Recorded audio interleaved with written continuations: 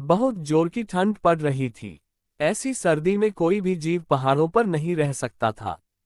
सभी चट्टानों और पेड़ों पर घने कोहरे की परत जमी पड़ी थी। इसलिए पहाड़ों पर रहने वाले सभी जानवर, जंगली बितला, भालू आदि पहाड़ों से नीचे आ गए थे। इन्हीं जानवरों में एक मादा गरुड़ भी थी जो घाटी में खरगोशों के पास मदद मांगने आ पहुंची।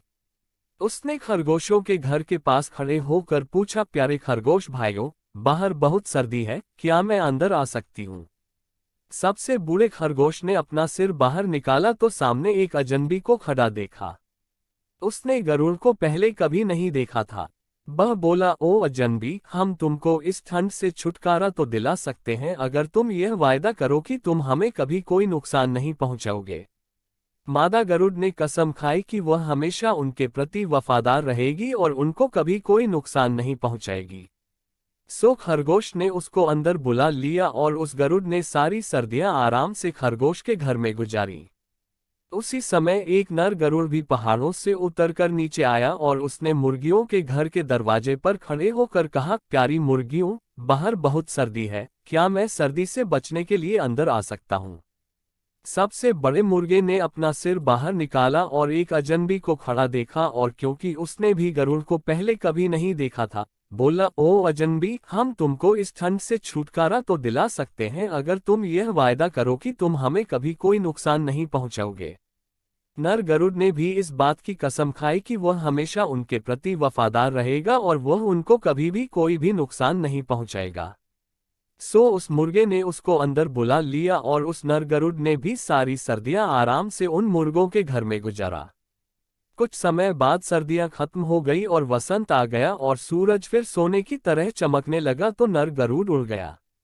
सभी मुर्गे मुर्गियां उसके पंखों की फड़फड़ाहट से डर गए, मगर नर गरुड़ ने ऊपर से ही कहा, प्यारी मुर्गियों, मैं तुम्हारे इस उपकार को कभी नहीं भूलूंगा और अपने वायदे के अनुसार हमेशा ही तुम्हारा दोस्त रहूंगा। और तब से सच में ही वह उनका दोस्त रहा। इस बीच में उसने केवल खरगोशों का शिकार किया। उसी समय जब वसंत आया और सूरज फिर सोने की तरह चमकने लगा तो मादा गरुड़ भी उड़ गई। सारे खरगोश उसके पंखों की फड़फड़ाहट से डर गए, मगर मादा गरुड़ ने भी ऊपर से ही कहा, प्यारे खरगोश भाइयों, मैं तुम्हारे इस उपकार को कभी नहीं भूलूंगी और अपने वायदे के अनुसार हमेशा ही तुम्हारी दोस्त बनी रहूंगी। और तब से सच में ही वह उनकी दोस्त बनी रही। इस बीच में उसने केवल मुर्गियों का ही शिकार किया। अब मादा गरुड़ बहुत सुंदर हो गई थी। पहाड़ के सारे नर गरुड़ उससे शादी करने के इच्छुक थे।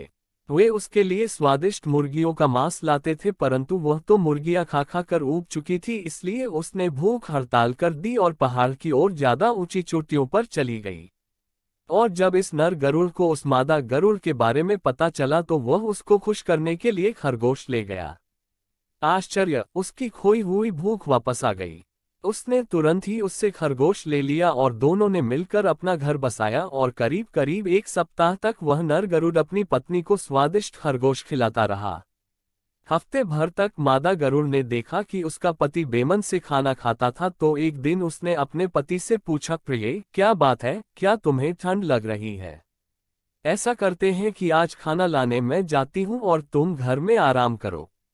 ऐसा कहकर मादा गरुड़ तुरंत ही घाटी से एक मुर्गी मार कर ले आई, जिसे उसने और उसके पति दोनों ने बड़े प्रेम से खाया, क्योंकि वह खुद भी कई दिनों से खरगोश खा खा कर ऊब चुकी थी।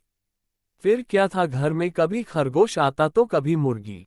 दोनों ने इस तरह का खाना पहले कभी नहीं खाया था। वे लोग खाने का पूरा आनंद ले रहे थे। इस तरह न तो मुर्गियां ही शिकायत कर सकी कि नर गरुड़ ने अपना वायदा नहीं निभाया और न खरगोश ही शिकायत कर सके कि मादा गरुड़ ने अपना वायदा नहीं निभाया। दोनों गरुड़ों ने अपने अपने वायदे को निभाया।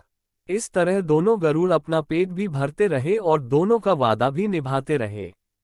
दोस्तों, ये कहानी आपको कैसी लगी? अगर ये कहानी आपको थोड़ी सी भी पसंद आई हो तो सब्सक्राइब करना ना भूले, क्योंकि आपका सब्सक्राइब ही हमारी साहस होगी और हम आशा करते हैं कि आप हमारी साहस जरूर। कृपया अपने बहुमूल्य सुझाव हमें अवश्य कमेंट करें। धन्यवाद।